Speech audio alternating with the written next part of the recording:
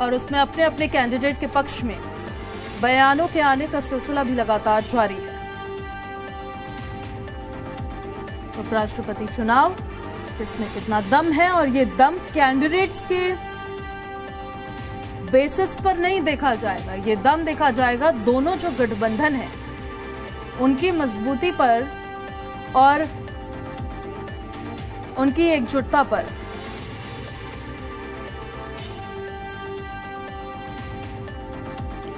तो वोटिंग प्रक्रिया लगातार जारी है, शाम तक फैसला भी सामने आ जाएगा।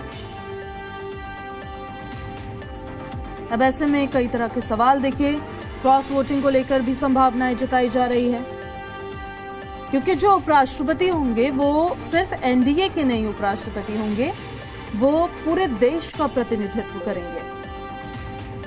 भाजपा बार बार विपक्ष पर संविधान विरोधी होने का आरोप लगाती है, लेकिन क्या विपक्ष के उम्मीदवार को भी समान सम्मान मिलेगा, ये भी एक बड़ा सवाल है। तो ऐसे में देखिए प्रक्रिया लगातार जारी है मतदान की। अशोक यादव कनेक्ट हो गए हमारे साथ, समाजवादी पार्टी से प्रवक्ता हैं अशोक यादव, आपका बहुत बहुत स्वागत है सर। आज मतदान की प्रक्रिया लगातार जारी है, सांसद पहुंच रहे हैं वोट कास्ट करने के लिए। अब वैसे एनडीए गठबंधन के जो तमाम सांसद हैं, जो घटक दल हैं, उनके नंबर ज्यादा नजर आते हैं। ऐसे में इंडिया ब्लॉक ने फिर भी मजबूती के साथ अपने उम्मीदवार को चुनावी मैदान में भेजा है। इससे संदेश क्या देने की कोशिश है? देखिए, जो नंबर आपने कहा कि नंबर ज्यादा है एनडीए गठबंधन के पास, लेकिन चूंकि दूसरी तरफ पे भी है कि उपराष्ट्रपति पद के चुनाव के लिए कोई व्हिप जारी नहीं होती है पार्टियों से। वो अंतरात्मा की आवाज पर सांसद, चाहे राज्यसभा के हों या लोकसभा के हों, वो अपना चुनाव में अपना मतदान करते हैं। तो हम लोगों को पूरी उम्मीद है कि हेलो, आपकी आवाज आ रही है सर, आप बोलिए। अशोक जी। जी, बीच बीच में आवाज आ रही है तो थोड़ा सा। हाँ, मैं ये कह रहा था कि वाइस प्रेसिडेंट के चुनाव में कोई व्हिप जारी नहीं होती है। सारे पार्टियों के सांसद अपने अंतरात्मा की आवाज से चुनाव करते हैं, और हम लोगों को पूरा भरोसा है कि जो हमारे कैंडिडेट है सीपी राधाकृष्णन जी, वो सुप्रीम कोर्ट के जस्टिस हैं और आंध्रा से आते हैं, और जो उनका शिक्षा दीक्षा है, जो उनकी बैकग्राउंड है, वो सारी चीजों को देखते हुए हमारे सांसद महोदय, सांसद गण चुनाव करेंगे अपने अंतरात्मा की आवाज सुनकर के। जो शाम 5 बजे के बाद इसका जब चुनाव परिणाम घोषित होगा, हमें पूरा उम्मीद है कि सीपी राधाकृष्णन बी सुदर्शन रेड्डी, जो हमारे इंडिया गठबंधन के हमारे जो प्रत्याशी हैं, उनका जो है विजयी घोषित होंगे। क्योंकि देखिए, सबसे पहले सवाल इसके पहले वाला ये है कि अगर मिड टर्म इलेक्शन की मजबूरी क्या थी, ये सवाल है। तो अगर फुल टर्म इलेक्शन होता तो मुझे लगता है कि 2017 में धनखड़ साहब का कार्यकाल पूरा होता, लेकिन 2 साल पहले ही उनको स्वास्थ्य कारणों से का हवाला देते हुए उन्होंने रिजाइन किया। और जो कारण उन्होंने बताया स्वास्थ्य कारण, वो बात तो एक टीवी में विज्ञापन आता है कि ये बात कुछ हजम नहीं हुई, तो पीछे से आता है पंचलाइन की हाजमोला सर। तो हाजमोला खाने के बाद भी उनका वो रीजन धनखड़ साहब का कि स्वास्थ्य कारणों से इस्तीफा दे रहा हूं, हाजमोला खाने के बाद भी बात किसी को नहीं हजम हो रही है। ये बात ठीक है, बाद में पता चलेगा देश के लोगों को, लेकिन भारतीय जनता पार्टी इसका नाम तो है, लेकिन ये भारतीय कब्जा पार्टी है। ये हर संवैधानिक संस्थाओं पर कब्जा चाहती है। इसी के क्रम में जो वाइस प्रेसिडेंट इसके पहले धनखड़ साहब थे, उनके लिए या जो भी संवैधानिक संस्थाएं हैं, सबके लिए भाजपा चाहती है कि वो भाजपा के लिए गाना गाएं कि जो तुमको हो पसंद वही बात कहेंगे, तुम दिन को अगर रात कहो तो रात कहेंगे। धनखड़ साहब इधर कुछ दिनों से दिन को दिन और रात को रात कहने लग गए थे, जो कि मोदी सरकार को बर्दाश्त नहीं हुआ और कैसे करके इस्तीफा उनका लिया गया। तो आज अगर पूरे देश के जो संवैधानिक संस्थाएं हैं, उनके ऊपर अगर सरकार कब्जा इसी तरह करती रहेगी, भारतीय कब्जा पार्टी, तो कहीं ना कहीं लोकतंत्र भी हमारा खतरे में पड़ जाएगा। यही तो हम लोग लगातार 2024 के लोकसभा चुनाव से जनता के बीच जाकर के कह रहे हैं कि ये सरकार कहीं ना कहीं लोकतंत्र के ऊपर कब्जा चाहती है, सारी संवैधानिक संस्थाओं के ऊपर कब्जा चाहती है। ये जीत नहीं चाहती है, कब्जा चाहती है। सत्ता में इसने बेईमानी से कब्जा किया, अब संवैधानिक संस्थाओं के ऊपर कब्जा चाहती है। जी लेकिन सर फिर विकल्प क्या रह जाता है? अब जनता भी तो ये सोचती है ना कि अगर हम इनको नहीं चुने तो हम किनको चुने। क्या आपको लगता है कि इतनी मजबूत स्थिति में अब इंडिया ब्लॉक आ चुका है कि वो एक विकल्प देने की स्थिति में अब है? और वो कौन कौन से फैक्टर्स आपको ऐसे लगते हैं? क्योंकि इस संख्या बल को भले ही अगर हम नजरअंदाज भी कर ले, और अब जो बार बार बात उठ रही है कि अंतरात्मा की बात सुन सकते हैं सांसद, तो वो कौन से फैक्टर्स आपको ऐसे लगते हैं कि कोई सांसद अपनी पार्टी लाइन से हटके दूसरे के लिए वोट करेगा? नहीं, देखिए, मैंने दोनों प्रत्याशियों का पर्सनालिटी का, उनके एजुकेशन का, उनके पॉलिटिकल बैकग्राउंड का, सारी चीजें मैंने बताई है। जो कि अभी अगर आप एनडीए के कैंडिडेट की बात करें, जो कि सीपी राधाकृष्णन जी हैं, उनकी यही है पृष्ठभूमि की वो आरएसएस के कार्यकर्ता रहे। इसके अलावा और क्या उनका बैकग्राउंड है? आरएसएस के कार्यकर्ता की ही छवि उनकी है। लेकिन जो हमारे कैंडिडेट हैं बी सुदर्शन रेड्डी, इनकी छवि है कि ये सुप्रीम कोर्ट के रिटायर्ड जस्टिस रहे हैं। तो आप एजुकेशनल या बाकी जो बैकग्राउंड है वो देखेंगी तो जमीन आसमान का अंतर दोनों लोगों में। भाजपा यही चाहती है कि हर संवैधानिक संस्था में अपना पपेट बैठाने चाहती है, और उसी के क्रम में ये राधाकृष्णन साहब हैं। ये आरएसएस के कार्यकर्ता रहे हैं, आरएसएस के पदाधिकारी रहे हैं, महाराष्ट्र के गवर्नर है प्रेजेंट टाइम में। तो ऐसे व्यक्ति को भाजपा लाना चाहती है कि जो काम धनखड़ साहब नहीं कर पाए उस काम को राधाकृष्णन साहब करेंगे। इनका भी जमीर जिस दिन जगेगा राधाकृष्णन जी का, उस दिन इनका भी स्वास्थ्य कारणों से इस्तीफा हो जाएगा। तो जिसका जमीर जगा उसका स्वास्थ्य खराब हुआ, ये भाजपा की पंचलाइन है। जमीर जगा, स्वास्थ्य खराब, रिजाइन।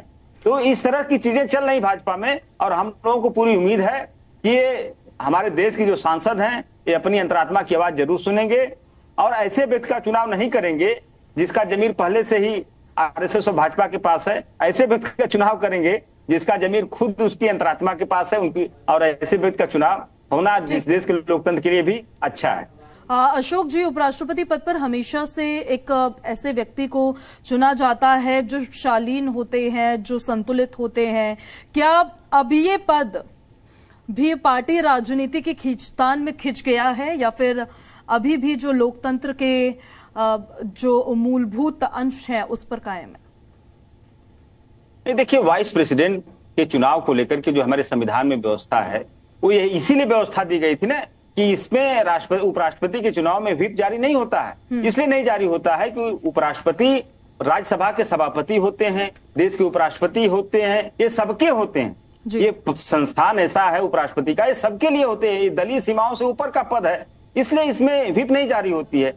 लेकिन अगर कोई व्यक्ति जो बचपन से लेकर आज तक किसी संगठन में काम किया हो, किसी विचारधारा से आच्छादित हो, वो कैसे उसके अंदर दलीय भावना से ऊपर उठ पाएगा? वो संभव नहीं है। इसीलिए जो हमारे जो प्रत्याशी हैं इंडिया गठबंधन के, इनके साथ कोई दल की भावना नहीं जुड़ी हुई है, इनके साथ किसी संगठन की भावना नहीं जुड़ी हुई, इनके साथ न्याय की भावना जुड़ी हुई है, जो कि सुप्रीम कोर्ट के जस्टिस रहे हैं। तो न्याय प्रिय व्यक्ति अगर उपराष्ट्रपति के चेयर पर जाएगा तो वहां भी न्याय करेगा, और अगर पक्षपाती व्यक्ति जो कि किसी संगठन से जुड़ा है बचपन से, वो वहां जाएगा उपराष्ट्रपति कुर्सी पर, तो वहां भी वही काम करेगा जो भाजपा चाहती है। तो ये बेसिक डिफरेंस है, और इसी बेसिक डिफरेंस को हमारे सांसदों को समझने की जरूरत है। जी ठीक है सर, मैं लौट रही हूं आपके पास वापस। महेश शर्मा भी कनेक्ट हो गए हैं हमारे साथ, बीजेपी नेता हैं। अंकुर सक्सेना कनेक्ट हो गए हैं, आरएलडी प्रवक्ता हैं। मोहम्मद आसिफ कनेक्ट हो गए हैं, कांग्रेस प्रवक्ता हैं। और सपा से अशोक यादव जी हमारे साथ लगातार बने हुए ही हैं। आप सभी लोगों का बहुत बहुत स्वागत है। महेश जी, मैं आपका रुख अब करना चाहती हूँ। एनडीए के पास तो बहुमत है, तो क्या ये चुनाव सिर्फ औपचारिकता भर आपको लगता है, या फिर लोकतांत्रिक प्रतिस्पर्धा का मतलब यहां पर अभी भी बचा हुआ है? महेश जी, देखिए, मैं आपके सवालों का जवाब दूं उससे पहले मैं ये कहना चाहूंगा कि जिस प्रकार से एक कांग्रेस जो है एक बलि का बकरा ढूंढ रही थी, या कह लीजिए कि आंध्रा के नाम पर, तेलुगु के नाम पर एक तिरस्कार का जो एक भावना है उनकी, उसके तहत आज के डेट में सुदर्शन रेड्डी जी उनके उम्मीदवार हैं।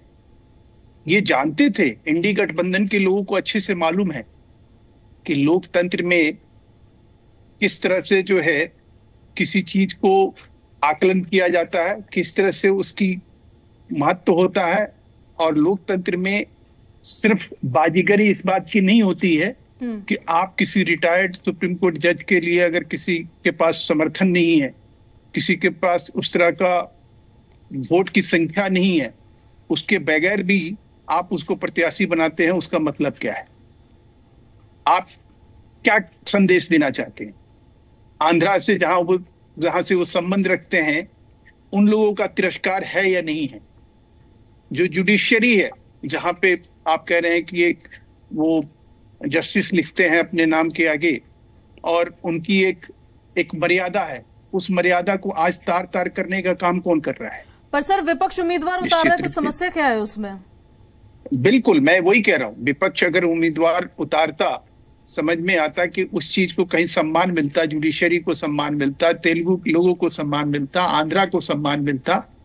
अगर कहीं ये कोई पॉलिटिकल आदमी उतरता तो समझ में भी आता। लेकिन एक ऐसे व्यक्ति को जिसको आप सिर्फ मात्र हलाल करने के लिए या बलि का बकरा बनाने के लिए, आपको कोई और आदमी नहीं मिला क्या? वही मिले थे। तो ये तो एक अपने आप में एक अपमान है, आंध्रा के लोगों का अपमान है, तेलुगु लोगों का अपमान है, ये जुडिशरी से जुड़े हुए लोगों का अपमान है कि आपको मालूम है कि हमारे पास वो संख्या बल नहीं है। ठीक है, फिर भी आप ऐसा काम कर रहे हो जिससे एक तिरस्कार है। और लोकतंत्र में इनको इस बार इंडी गठबंधन में इस बार जो है इनको दिखाई देगा कि भाई ये किस तरह से यूनाइटेड है। ठीक है सर, मैं लौट रही हूं आपके पास का जो है एक रिएक्शन सबसे ले लेती हूं। एक टेस्टिंग है। ठीक है सर, मैं लौट रही हूं आपके पास। आसिफ जी, क्या संदेश देने की कोशिश है? इंडिया ब्लॉक की तरफ से उम्मीदवार उतारे गए हैं, हालांकि संख्या बल जो है वो एनडीए के पाले में जाता हुआ नजर आता है, उनके पास ज्यादा सांसद है, तो संदेश क्या देने की कोशिश है इंडिया ब्लॉक का? देखिए, देश को एक संदेश जा रहा है किस तरीके से। आपने देखा होगा, एक बीमारी का हवाला देकर उनका इस्तीफा ले लिया गया। उन इस्तीफे के बाद में आज तक किसी को ये नहीं मालूम कौन से हॉस्पिटल में स्वस्थ है या नहीं है, कहाँ रह रहे हैं, किसी को कुछ नहीं मालूम। कई मीडिया की तरफ से कोई बयान नहीं आया वो वहां पे स्वस्थ है, उनका इलाज वहां चल रहा है। तो जब एक जबरदस्ती किसी भी चुने हुए राष्ट्रपति का, उपराष्ट्रपति का इस्तीफा लेंगे और जनता पार्लियामेंट से ऊपर आप लाके चुनाव ला देंगे, जिस चुनाव की जरूरत ही नहीं थी। 27 में कार्यकाल पूरा हो रहा था, वो अपना चुनाव होता जिस तरीके से होता है। लेकिन भारतीय जनता पार्टी क्या मजबूरी थी, उनका इस्तीफा लिया गया और कहा गया स्वास्थ्य के कारणों से हम इस्तीफा दे रहे हैं। जो अपने सारे कार्यक्रम उनके राष्ट्रपति से मिलने का, तमाम शेड्यूल उनका राजस्थान जाने का सब लगा हुआ था। लेकिन उस दिन के बाद से ऐसा क्या हुआ उनका पता ही नहीं। कौन सी गुमनामी की दुनिया में धनखड़ साहब चले गए। तो उस गुमनामी की दुनिया से शायद चुनाव है सर, जो उपराष्ट्रपति थे उन्होंने इस्तीफा दिया, उनका पद खाली हुआ, अब उस पर चुनाव हो रहा है। मैं आपसे पूछ रहा हूँ, इंडिया ब्लॉक संदेश क्या देना चाहता है, आप ये बताइए ना। मैं ये बताने जा रहा हूँ, संदेश तो हम बता देंगे क्या दे रहे हैं, लेकिन जो देश को मालूम होना चाहिए ना कि धनखड़ साहब के साथ क्या किया इन्होंने। ठीक, ये भी तो देश को मालूम होना चाहिए ना कि वो जब चुनाव खत्म होगा, जब बाहर निकल के आएंगे, तब बताएंगे मैं स्वास्थ्य कारणों से बीमार था, ये बीमारियां मेरे को थी, अब मैं ठीक हूं। ये देश को मालूम होना चाहिए। उपराष्ट्रपति थे हमारे, वो ना कि कोई आम नागरिक थे। लेकिन देश को एक हमारा क्या मालूम है, उपराष्ट्रपति तो उपराष्ट्रपति होता है। लेकिन अब चुनाव हो रहा है, चुनाव के अंदर एक ऐसे संगठन से, एक ऐसे कैंडिडेट से चुनाव हमारे गठबंधन का जो काबिल उम्मीदवार है। जिस तरीके से आपने देखो, कलाम साहब ने देश का, दुनिया में हिंदुस्तान का नाम रोशन किया, अपनी काबिलियत के बलबूते तो किया, एक संगठन के नाम पे तो नहीं किया ना। जो हमारा कैंडिडेट है, एक ऐसा कैंडिडेट है जो पढ़ा लिखा हर एतबार से, जिसका मुकाबला किसी भी भारतीय जनता पार्टी के कैंडिडेट से आसपास भी नहीं है।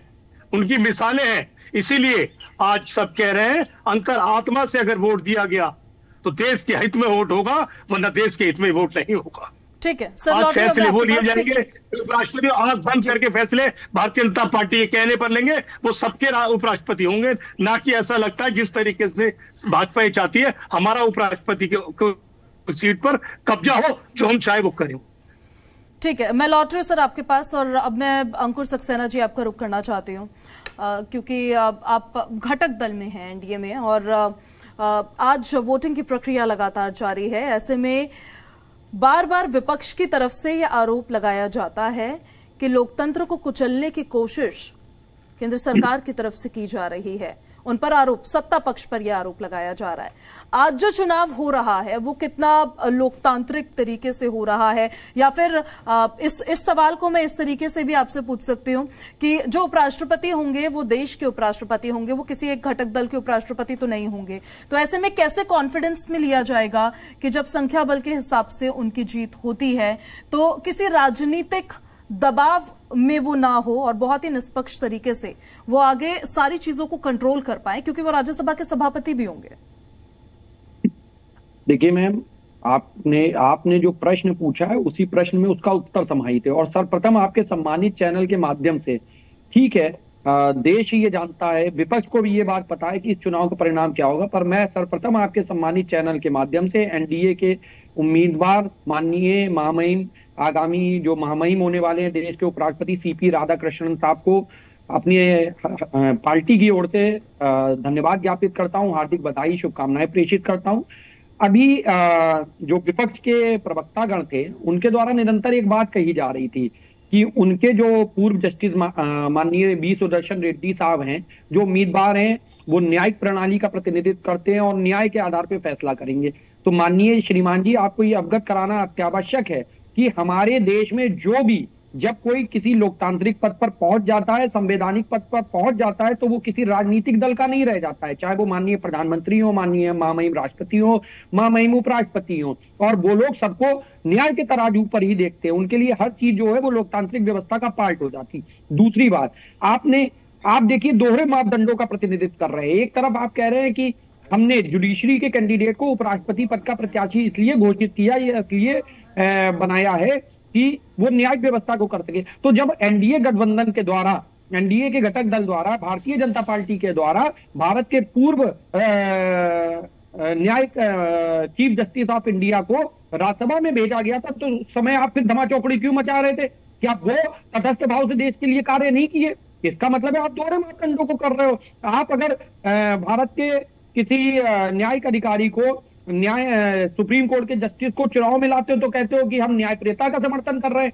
हम लोग अगर ऑनरेबल सुप्रीम कोर्ट के किसी जस्टिस को, रिटायर्ड जस्टिस को किसी पद पर बेचते हैं तो आप हमारे ऊपर आरोप लगाते हो कि हम न्यायिक प्रक्रिया का हनन कर रहे हैं, हम कहीं ना कहीं सारी संवैधानिक संस्थाओं को कैप्चर करना चाहते हैं। ये दोहरा मापदंड आपका नहीं चलेगा। यहाँ पे आपको ये देखना होगा जो संवैधानिक संस्थाओं का जो चुनाव हो रहा है वो किस लेवल पे हो रहा है। क्या हम लोगों ने किसी पार्टी के किसी सांसद को, राज्यसभा के किसी सदस्य को, लोकसभा के किसी सदस्य को भयग्रसित किया? कतई नहीं किया। वो सब अपने आधार पर इलेक्शन कर रहे हैं और फिर भी आपको चुनाव का चूंकि परिणाम पता है, इसलिए आप केवल आरोप और प्रत्यारोप की राजनीति लगा रहे हैं। आपको भी शाम को जो उपराष्ट्रपति चुने जाएंगे वो न केवल एनडीए घटक दल के होंगे, वो संपूर्ण भारतवर्ष के उपराष्ट्रपति होंगे और आपको भी उनको उसी तरीके से, उसी भांति से सम्मान देना होगा जिस भांति से वो एनडीए घटक दल के रूप में हम लोग उनका सम्मान कर रहे हैं। ठीक है सर, मैं लौट रही हूं आपके पास और अब एक छोटे छोटे रिएक्शंस सभी लोगों से चाहती हूं। सबसे पहले अशोक जी आपसे, क्रॉस वोटिंग की उम्मीद लग रही है आपको? लग रहा है अंतर्मन की आवाज सुनी जाएगी? बिल्कुल अंतर्मन की आवाज सुनी जाएगी और अंतर्मन की आवाज ही लोकतंत्र की आवाज है। जो भाजपा की आवाज और लोकतंत्र की आवाज नहीं हो सकती। अभी पूर्व के साथी बोल रहे थे, तमाम बातें बोले, संवैधानिक पद पर बैठने के बाद व्यक्ति न्यायप्रिय हो जाता है, लेकिन ये सब बातें किताबी हैं भाई साहब। कहाँ आप हैं? प्रैक्टिकल में इस देश के सबसे बड़ी जो कार्यपालिका की कुर्सी एक तरह से कर लीजिए प्रधानमंत्री की होती है और उस पद का शपथ लेने के बाद भय, पक्षपात, अनुराग, द्वेष के बिना संविधान सम्मत सबके साथ न्याय करूंगा, ये बात मोदी जी भी बोले होंगे अपने शपथ में। उसके बाद क्या किए चुनाव में देख लीजिए, मुसलमान समाज मंगलसूत्र छीन ले जाएगा, भैंस खुल ले जाएगा। अरे भैया कहाँ आप हैं? दुनिया कहाँ से कहाँ चली गई? अब ये उत्तर प्रदेश मुख्यमंत्री जी का देख लीजिए, क्या कहते हैं, ताजिया वाले, लातों के भूत। तो ये सारी बातें जो है संवैधानिक संस्थाओं बैठे हुए लोग हैं, शपथ भी लिए हुए हैं, तो ये सारी चीजें कर रहे हैं ना। उसी तरह से उपराष्ट्रपति पद का चुनाव, इसके पहले धनखड़ साहब, मैंने इसके पहले कहा कि जब तक वो गाना गा रहे थे, भाजपा के साथ सुर में सुर मिले, सुर मेरा तुम्हारा तो सुर बने हमारा, जब तक सुर मिला तब तक उनकी तबीयत सही थी। जैसे ही सुर ताल गड़बड़ हुआ, मामला खराब हो गया, तबीयत खराब हो गई उनकी। अगर सुर ताल नहीं मिलता, सुरताल अगर मिला होता तो 27वें चुनाव में देश जाता उपराष्ट्रपति के। सुरताल नहीं मिला, इसलिए ऐसा हुआ। और अगर आप इस तरह से अगर चलोगे कि जो भी संवैधानिक संस्था का प्रमुख या जो भी संवैधानिक संस्था आपके सुर में सुर मिलके हमारा सुर नहीं बनाएगी, उसको आप हटा दोगे, तो इस देश का स्थिति वही होगा जो तमाम चाइना जैसे देशों को हुआ। आप देख लीजिए अभी नेपाल में क्या हो रहा है।